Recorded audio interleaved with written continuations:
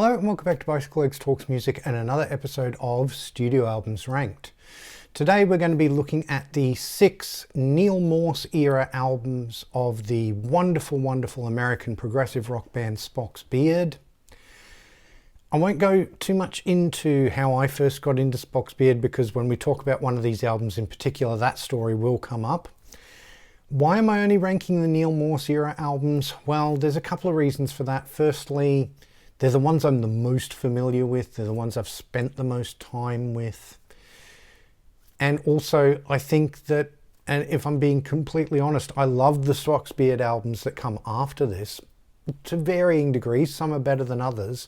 I don't think any of the albums that came after Neal left the band, though, quite come up to the quality of these 6 albums. So that's why I'm looking at the Neal Morse era albums. I will look at some stage later down the track of doing a Transatlantic Studio Albums Rank too, because they're another band I absolutely adore. But let's get into it. Now, I love all 6 of these albums, so the ranking is just a degree of how much I enjoy these albums. I want to make that sort of absolutely clear. And we're going to start at number 6 with their 4th album from 1999, and that is Day for Night. Now, except for 2 of these albums, I only have these on CD. The 2 that I have on vinyl happen to be my number 1 and my number 2. It didn't work out that way on purpose, it's just how it worked out. This album's really good. It starts off, the first few tracks are very radio friendly. Like the title track Day for Night, Gibberish, Skin. Skin is really radio friendly, you know, but you get that all, and then The Distance to the Sun, you know, you get that all sort of at the front of the album, and then it's towards the second half of the album that you get the more adventurous tracks, things like Crack the Big Sky, The Gypsy. You get another shorter track in Can't Get It Wrong, but then you get a number of tracks that together make the epic on this album, which is The Healing Colours of Sound. And it is a really good epic. Maybe I don't love it quite as much as some of the other epics in this sort of first 6 albums of the Spock's Beard catalogue, but that's not to say it's not a really cool epic. I don't love, though, the fact that on the album they split it into individual tracks rather than, you know, have them be sort of subheadings of the one big long epic track. But that's a quibble. Musically, it's still really interesting, and you know, you get some of those great sort of contrapuntal harmonies on the title track and that sort of thing. So yeah, it's a really good album, but something had to come number 6 out of these, and that's what it is for me. My number 5 is going to be their 3rd album from 1998, and that is The Kindness of Strangers. Now, I like this one just a little bit better than Day for Night, but they're very close, these 2. I think probably what this, you know, the song that puts this one over for me is June. I mean, it's an all-time classic Spock's Beard song, isn't it? We all love to sing it. We all love to pull it out and put it up on our social media every June. And, but I mean, it starts off with the rather wonderful Good Don't Last. In the Mouth of Madness is really cool. Cakewalk on Easy Street. Again, you know, I mean, the Good Don't Last is 10 minutes long, but it's still a fairly sort of radio friendly sounding track. So much like Day for Night, it starts off with these more accessible songs, if you'd like to put it that way. You know, In the Mouth of Madness, Cakewalk on Easy Street, June, Strange World. Then you get the longer, the more epic tracks with Harm's Way, and then the real epic, which is Flow, you know, which is broken into 3 pieces: True Believer, A Constant Flow of Sound, and Into the Source. It's a really good album. The 4 that I've got above it, though, to me these are all 10 out of 10 albums, whereas these might be sort of 8, 9 out of 10 albums. Well, my number 4 might be a 9.5 out of 10, but my top 3 are all 10 out of 10 for sure. My number 4 is their second album from 1996, and it is where my love for Spock's beard started, and that is Beware of Darkness. Now the story for me is I got into Spock's beard around about 2002, 2003, because I'd been getting Classic Rock magazine and I kept reading their name in Classic Rock magazine, and I was like, what is this band? You know, I need to check them out. And obviously this is before streaming, this was before YouTube. You know, you didn't have those sort of ways to check out an artist out. So basically what I said to myself was, if I find one of their CDs secondhand and it's not too expensive, I'll buy it and I'll give it a go. And down at one of my favourite record stores where my little sister used to work, called the Record Market in Brisbane City. Unfortunately, it doesn't exist anymore, but it was one of my favourite record stores. You had the new music upstairs, and then the secondhand stuff was downstairs. And I went into the downstairs section and I found a copy of Beware of Darkness. Took it home and listened to it. And the first song is their cover of George Harrison's Beware of Darkness. And I listened to it the first time and I was like, I don't know about this. Don't know if I'm a fan of this. I love it now, but the first hearing of it, it was very strange to me. Then Thoughts came on and I was like, ooh, now this is interesting.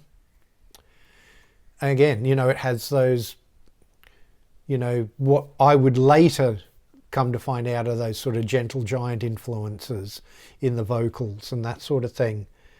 But I'd not heard anything like it before because I hadn't heard of Gentle Giant yet. And yeah, I mean, I was intrigued with Thoughts. Then The Doorway came on and I was a fan. By the end of The Doorway, I was like, right, I am totally on board with this band. This is absolutely wonderful. The Doorway is one of my absolute favourite Spock's Beard songs to this day. I love seeing their live versions of it, especially with there's like one on one of their discs, there's like this outtake of the middle acoustic guitar bit where Neal and Alan Morse play the same guitar together at the same time. And it's just absolutely wonderful. You've got Chautauqua, which is this lovely sort of Steve Howe sort of acoustic guitar piece. Walking on the Wind is great. Waste Away would become a big concert favourite as well. And then Time Has Come, another big epic track. Absolutely wonderful. Love, love, love this album. My number 3 is probably going to be a lot of people's number 1, and I totally get that. In fact, any of my top 3, I wouldn't be surprised, will be a lot of people's number 1. My number 3 is going to be from 2002, their big, sprawling concept album Snow. I've got the deluxe box set here, limited edition, with an extra disc of like acoustic versions and covers and all this sort of thing. So, I mean, this is just a great, great concept album, you know. It's a little bit Lamb Lies Down on Broadway, it's a little bit Tommy, it's a little bit, you know, all these sorts of things, but very much its own thing as well. You know, Neal absolutely knocks it out of the park with this one. If I had any gripe about it, I think some of the disc 2 in the middle starts to lag a little bit, but that's a minor nitpick. Most of this album is absolutely wonderful. You know, there's not a lot of point picking out individual tracks on this, although, you know, Long Time Suffering is great. The Devil's Got My Throat. Open Wide the Floodgates. You know, but I mean, this is one of those concept albums where it really does work as a piece. You know, each of the individual tracks just makes up this grand sort of whole concept piece, and you really kind of need to listen to it as one piece. You know, Wind at My Back is definitely shows where he was going to go after this album when he left the band and started to, you know, sort of engage with his faith much more openly and all that sort of thing. You know, you could hear, I could imagine Wind at My Back being, you know, sort of praise and worship album on a Christian album and that sort of thing. But, you know, there's other great tracks on here. You know, Carrie's a beautiful ballad that Nick DiVigilio sings absolutely beautifully. You know, Freak Boy and Freak Boy Part 2, you know, absolutely great stuff. You get a great solo from Rio on Ladies and Gentlemen, Mr. Rio Okamoto on the keyboards. You know, just terrific, terrific stuff. It's one of the all-time great concept albums as far as I'm concerned. And now we get into my top two. My number two is going to be their debut album from 1995, and that is The Light. Oh, I love this album so much. You know, the title track. What a way to announce yourself to the world. 15.5 minutes. It's got all these different sections. It's just an incredible piece of music. Absolutely love it. And again, you know, watch them on, like, I've never had the opportunity to see Spock's Beard live in concert. But, you know, to see on video, on a DVD or that sort of thing, to watch them play The Light live, it's just incredible stuff, you know. And then you get Go the Way You Go, which, wow, I mean, what another follow-up, you know. And like, unlike the other two epics on this album, Go the Way You Go isn't split into separate sections. It's just basically one piece, but it's 12 minutes long. It's just a terrific, terrific piece. The Water is the huge epic on this album. It's 23 minutes long. Again, you know, Neal didn't mind being a little bit autobiographical in some of these songs. We'll get to that when we get to my number one as well. But, you know, it's a terrific song. It's one that, I mean, Neal regrets there's a bit of swearing in this song and that sort of thing. You know, as a man of faith these days, I think he's not so comfortable with that, which I get that.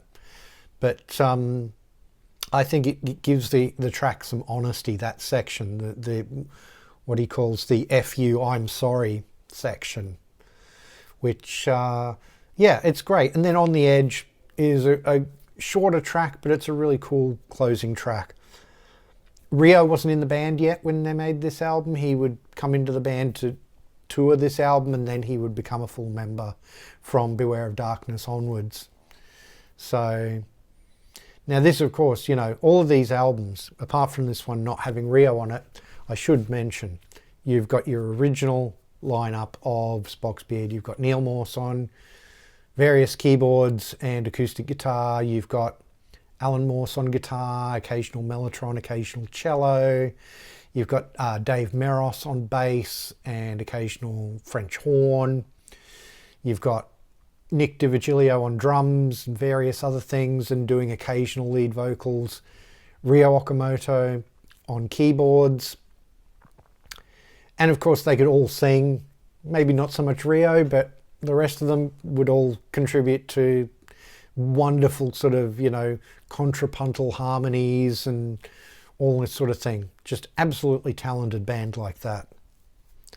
But my number one Spock's Beard album, for people who know this channel, have been following me from the early days, will have no surprise to know that my favourite album is 5 from the year 2000, their 5th album obviously. I have done a favourite albums of all time episode on 5. I'll leave a link to that in the description. Please do check that out because I go into a bit more depth with this album on that episode. And I talked about this last week when I did my anniversary album show, because this album's just turning 25 this month in August. So, I mean, it starts off with At the End of the Day, which, as I mentioned in that show, probably my favourite song of all time, which is a huge thing to say, I know, but I love At the End of the Day to death. And then you get a bunch of shorter songs, but these aren't all like on Day for Night or The Kindness of Strangers. These shorter songs are not necessarily radio friendly songs. Like Revelation, the verses are really, really quiet. And then the choruses are really dark and doomy and heavy and really atmospheric song. Love it to death. Thoughts Part 2. This is the song that introduced me to Gentle Giant, because I was watching the Making of 5 DVD documentary, and when they were writing and recording this song, because this is a co-write between Neal and his brother Alan, they kept describing it as their Gentle Giant song, and I was like, who's this Gentle Giant? And so, early days of the internet, I did searches, and probably wasn't even Google back then, I don't know what it was, but I would have done some searches, found out a bit about Gentle Giant. Again, this was before streaming and YouTube, so I couldn't just sort of sample their music that way. And I bought Octopus. That was my first Gentle Giant album, and I just, after that I had to have them all, because just terrific, terrific band. So thank you, Spock's Beard, for introducing me to this band here, Gentle Giant, because, both two of my favourite bands of all time. So all on a Sunday, very radio friendly. That could have been a single. Well, I think it was released as a single, but it could have been a hit. It's a catchy alternative rock kind of song. It's really, really cool. Goodbye to Yesterday is this beautiful, delicate ballad. Absolutely gorgeous. And then the album closes out with this massive 27-minute epic, The Great Nothing, which again, very autobiographical in parts. Neal singing about his life, singing about, the things that he would come back to when he went solo and he did his Testimony album, but not so much looking at it from the religious side of things at this stage. He's looking at it more from, sort of struggling musician and that sort of thing. So it's just an incredible piece. It goes through all these different sections, all these different changes. The playing on all of these albums is just absolutely top notch. These are 5 incredible musicians. I urge you, if you're into progressive rock and you've never really gotten into Spock's Beard, any of these albums will do, but this one in particular, 5, is the one that I would recommend as a starting point to get into this wonderful, wonderful band. So there you have it. Those are my rankings of the Spock's Beard catalogue. To go through them again, starting at the top, at number 1, we've got 5. At number 2, we've got The Light. At number 3, we've got Snow. At number 4, Beware of Darkness. At number 5, Kindness of Strangers. And at number 6, still an album I really, really like a whole lot, Day for Night. So please let me know in the comments how you would rank these albums, because I'd love to know. If you're new to Spock's Beard, please go and have a listen to some of these albums and let me know in the comments what you think of them, because I'd love to know that too.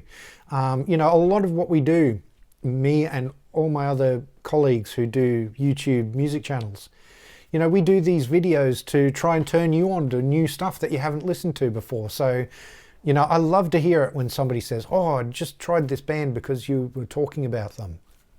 So please do let me know in the comments if you're new to Spock's Beard and you hear something you like. I'd love to hear from you. Please do like, share and subscribe. It really does help the channel out. If you're new to the channel, please go and have a look at some of my other videos. I have everything playlisted, so if you want to go and look at some of my other Studio Albums Ranked shows, I have a playlist for those. If you want to see some of my favourite albums of all time shows, I have a playlist for those. And if you want to see my appearances on other people's channels, I also have a playlist for those. If you want to follow me on social media, I'm at bicyclelegs on Instagram, Twitter, and a bunch of other places. I also have a dedicated bicyclelegs Facebook page and a bicyclelegs Teespring. Links are all in the doobly-doo. Please do give those all a follow and join in the conversation. I'd really love to have you there. Thank you very much for watching, and I'll see you in the next one.